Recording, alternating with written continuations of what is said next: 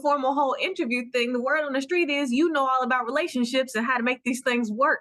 So, what are two pieces of advice everybody needs to know right now? Wow, super. You gonna go in just like that? You Why ain't not? gonna give us no time to warm up. Mm-mm. Um, One of the first things that I tell people who desire to be in a relationship, and I've only learned this through personal experience. Before you even consider being in a relationship, you need to know what your God-given purpose is. Like you really need to tap into your God-given assignment, know who you are, know your identity so that you don't attach your identity to someone else and live vicariously through that connection. So often when we don't know who we are, we live vicariously through the potential or through this illusion that we have in our head of what it could be, not what it is, but what it could be. We overstay our welcome. We get mishandled. We get mistreated. We get abused because we don't know who we are. We don't love ourselves enough. So we connect to this person that feel this void in our own life, something that's missing. So it's so important to work on who you are, your assignment, your purpose. And then once you get solid in that, then you connect with someone. Okay, so now you're giving all these good tips and more in your show. Can you tell me more about the show and why you're glad to have this platform at this particular time? So I've been doing relationship talk for about 9 years, right? And it was inspired by my own inability to have healthy relationship. Like, so often people do it to get a check, and it's great to get paid for your work.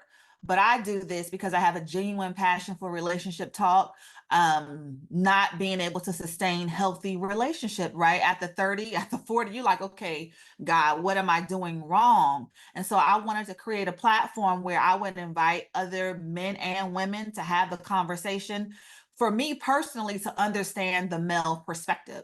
Like, this is the one place where you can have a transparent, candid conversation with a man and he be honest, right? He not hold back, because that is what I'm asking of you, right? I'm creating the scenario and I'm saying, hey, like, what was really going on with this? Because you guys, y'all not honest when it's really happening in real time. But now, I know I've had enough experiences, and I choose men who I believe have had similar experiences so that we could connect the dots. So that is why, and I know that there are a lot of women who have had similar experiences as I have, right? And they have the same questions as I do. So I create this space where we can get our answers to our questions. Awesome. And then you got a space where folks can fix their crowns for the women.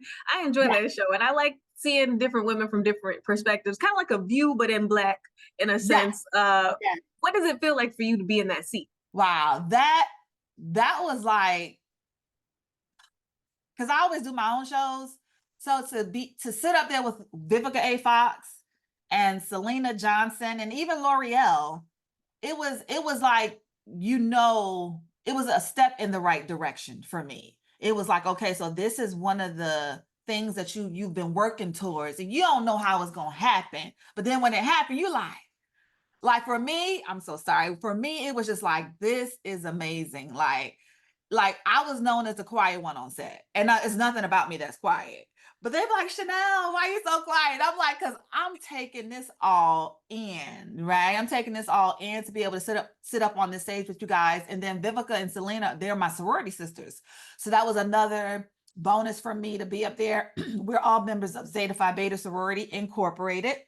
And so to be sitting up there with them, it was amazing. Absolutely. And to be recognized for your work, because I came on as the person who talked about relationships, but before we can even get to episode 1, they had me doing the fashion segment as well. So to be the new kid on the block and to be recognized, not only for the relationship piece, but then for my fashion by these women in the industry, I'm like, God, you know something, you are amazing. Awesome. So now you think about all of the things that you have going on within the black Yeah. and thinking about, whatever is next for you. What do you want folks to know about you who don't know anything when this is the first time they're seeing you on this interview? I'm passionate about relationship talk. Like, no matter what platform you see me on, there's always going to be an element of relationship talk, because that is my base. That is my foundation. I'm still single, not married. But even when God does that for me, I'm always going to have a special place for our single women. Dating today is rough.